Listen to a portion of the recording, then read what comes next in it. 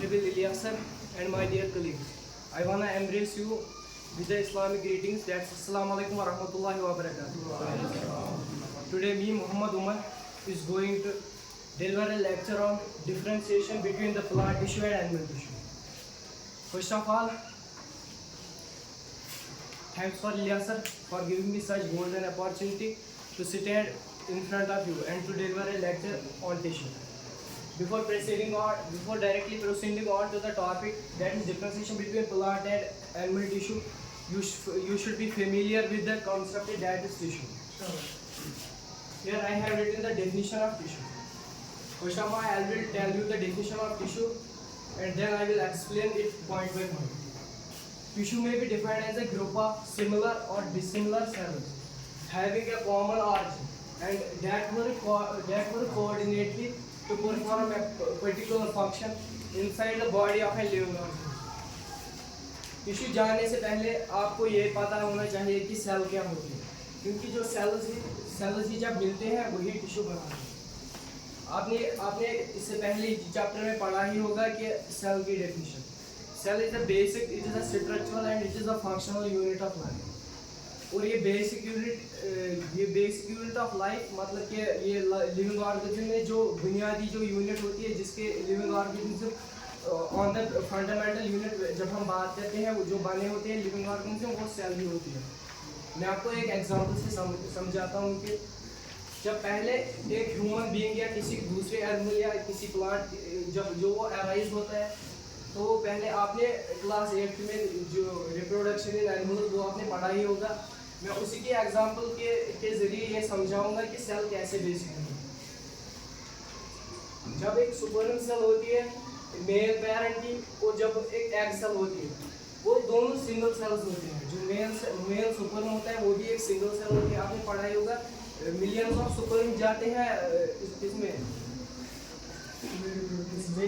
Female reproductive system में, मगर एक ही सेल एनफ होती है ताकि जो जाइगोट जो रिजल्ट जो बच्चा पैदा हो जाए उसके लिए एक ही सेल मैंडेटरी होती है। एक एग सेल और एक सुपरन सेल मिला के एक ही सिंगल सेलड बॉडी बनाती है जिसका नाम होता है जाइगोट। तो इससे हमें ये पता चला कि जो एक ह्यूमन बीइंग का अराइज होता है वो एक सिंगल सेल से ही होता है।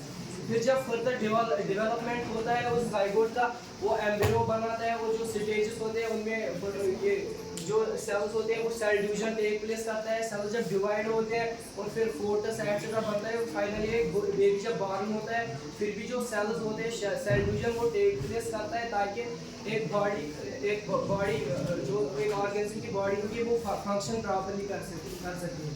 इससे हमें ये पॉइंट पता चला कि एक सेल इंडिपेंडेंटली कोई भी फंक्शन परफॉर्म नहीं कर सकती है। It is necessary for the cell to combine with each other and to form a tissue so that an organism may perform the function properly.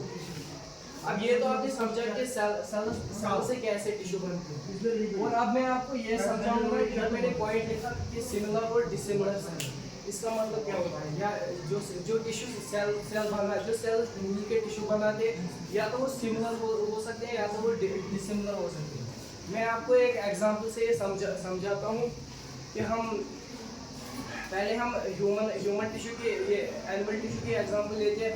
जैसे हमारा स्किन है इप्थीलियल टिश्यू, ये बस मस्कुलर टिश्यू, ये बस स्किन सेल से इप्थीलियल tissue बनता है। ऑनली स्किन सेल और मस्कुलर टिश्यू में ऑनली ये मसल सेल्स ही पाए जाते हैं। और अगर हम प्लांट सेल में देखें कि प्लांट सेल्स, पहले मैं आपको ये बता दूं कि प्लांट सेल्स दो टाइप्स के होते हैं, पर मेरिस्टेमेटिक टिश्यू और परमानेंट टिश्यू। और परमानेंट टिश्यू में सिंपल परमानेंट और ये कॉम्प्लेक्स परमानेंट होता है। अगर हम सिंपल परमानेंट में देखेंगे कि जो सिंपल परमानेंट में जो सेल्स होते हैं वो सिमिलर होते हैं। सिमिलर सेल से ही जो मिलके वो फंक्शन भी सिमिलर परफॉर्म करते हैं, उन्हीं को बोलते हैं हम सिंपल परमानेंट टिश्यू। लेकिन अब जब हम कॉम्प्लेक्स परमानेंट टिश्यू की बात करें तो उसमें सेल्स अलग अलग किस्म की होती हैं। जाइलम सेल्स और फ्लोएम सेल। ये इसका मतलब हमें ये पता चला है कि सेल सिमिलर भी हो सकते हैं और सेल डिसिमिलर भी हो सकते हैं।